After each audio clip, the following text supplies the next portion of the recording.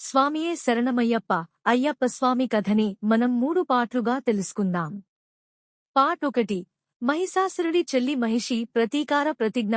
Part 2 Ayyappa స్వామి జననం. Part 3 Ayyappa స్వామి మహిషీ యుద్ధం మరియు స్వామి శబరిమలపై కొలువు తీరడం. పార్ట్ 1 మహిషాసురుడి చెల్లి మహిషి ప్రతీకార ప్రతిజ్ఞ. పూర్వం మహిషాసురుడు అనే రాక్షసుడు ఉండేవాడు. మహిషాసురుడు మహాబలవంతుడిగా, అసురుల పాలకునిగా, దేవతల పట్ల ద్వేషభావంతో ఉన్నవాడు. మహిషాసురుని వేధింపులు భరించలేక దేవతలందరూ త్రిమూర్తుల దగ్గర సహాయం కోసం వెళ్తారు. దేవతల ప్రార్థన మేరకు పార్వతి, సరస్వతి, లక్ష్మీ దేవతల సమ్మిళిత శక్తులతో ఆవిర్భవించిన మహాశక్తి అయిన దుర్గాదేవి మహిషాసురుని సంహరించి దేవతలకు శాంతి కలిగించింది. మహిషాసురుని చెల్లెలు మహిషి ఈ వార్త విని తీవ్రమైన దుఃఖంలో కూరుకుపోతుంది.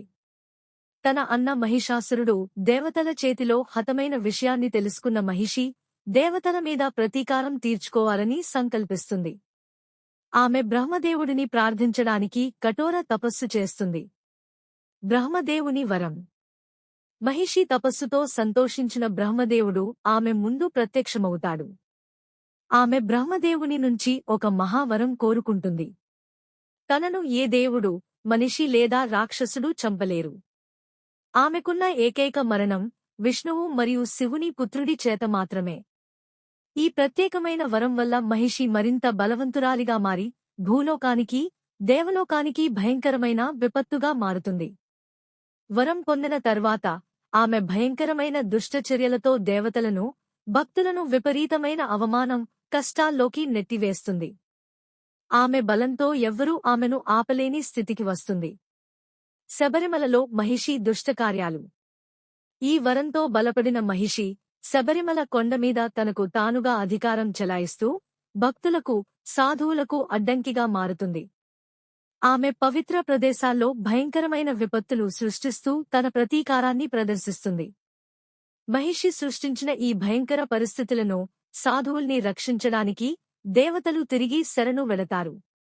భక్తులు మరియు దేవతలు తిరిగి శివుడు, విష్ణువు దగ్గరకు చేరి తమ బాధలను వివరించుకుంటారు. పార్ట్ 2 అయ్యప్ప స్వామి జననం. మహిషి దుష్టకార్యాలను, భక్తులను చేసే వేధింపులను చూడలేక దేవతలు శివుడు మరియు విష్ణువు దగ్గరకు వెళ్లి సహాయం కోరారు. దేవతల కోరిక మేరకు శివుడు మరియు విష్ణువు తమ తమ శక్తులను ఒకటిగా కలిపి ఓ పుత్రుడిని సృష్టించాలని నిర్ణయించారు. అయ్యప్పస్వామి ఆవిర్భావం. విష్ణువు మోహిని అవతారంలో మహా అందంగా శివుని సమీపానికి వస్తాడు. వారి సంయుక్త శక్తి ఫలితంగా అయ్యప్పస్వామి జన్మిస్తాడు. అయ్యప్పస్వామిని అందరూ హరిహర సూత్రం అని కూడా పిలుస్తారు, ఎందుకంటే ఆయన శివుడు మరియు విష్ణువు కలయికతో జన్మించారు. మణికంఠ జననం. అయ్యప్పస్వామి పాండ్య రాజ్యం పాండల రాజు రాజశేఖరుడికి దత్తపుత్రుడిగా జన్మిస్తాడు.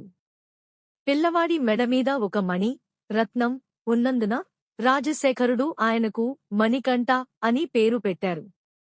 రాజశేఖరుడు ఆయనను ఎంతో ప్రేమగా పెంచుతూ తన వారసుడిగా భావించాడు. అయ్యప్పస్వామి బాల్యం. అయ్యప్పస్వామి బాల్యంలోనే వివిధ విద్యలను నేర్చుకున్నాడు. ధైర్యం, సాహసం, భక్తి వంటి లక్షణాలు ఉన్న అయ్యప్పస్వామి ప్రతి ఒక్కరికీ ఆదర్శంగా నిలిచాడు. ఆయనలో ఉన్న మహాశక్తి, పరిణతి అందరినీ ఆకర్షించింది. పార్ట్ 3 అయ్యప్పస్వామి మహిషీ యుద్ధం. అయ్యప్పస్వామి మహిషి దుష్టకార్యాలను ఎదుర్కొనేందుకు శబరిమల వైపు బయలుదేరి వెళ్లాడు. మహిషి చేసిన అపరాధాలను గుర్తించి అయ్యప్పస్వామి ఆమెతో యుద్ధం చేయాలని సంకల్పించాడు. మహాయుద్ధం. మహిషి అయ్యప్పస్వామిని చూసి ఆగ్రహంతో చెలరేగిపోయింది. దేవతల వరాన్ని నమ్మి ఎవరూ తనను నాశనం చేయలేరనే ఆత్మవిశ్వాసంతో అయ్యప్ప స్వామిని ఎదుర్కొంది. భీకరమైన యుద్ధంలో హరిహరుల పుత్రుడైన స్వామి మహిషిని ఓడించారు. శబరిమల ఆలయ స్థాపన. మహిషిని వధించిన తర్వాత స్వామి శబరిమల పర్వతం మీద తన తపస్సు కోసం స్థిరపడ్డారు. స్వామి పవిత్రతను గుర్తించి దేవతలు, భక్తులు ఆయనను అయ్యప్పస్వామిగా ఆరాధించడం ప్రారంభించారు. శబరిమల ఆలయం అయ్యప్పస్వామి ఆశీస్సుల కోసం లక్షల మంది భక్తుల పయనానికి కేంద్రంగా మారింది.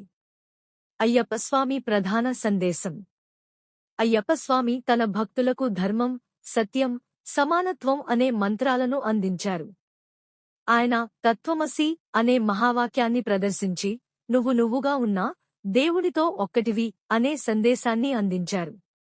ఈ కథ భక్తులకు ధైర్యం, ఆధ్యాత్మిక శక్తిని అందించి ధర్మాన్ని పాటించమని ప్రేరణనిస్తుంది. స్వామియే శరణమయ్యప్ప.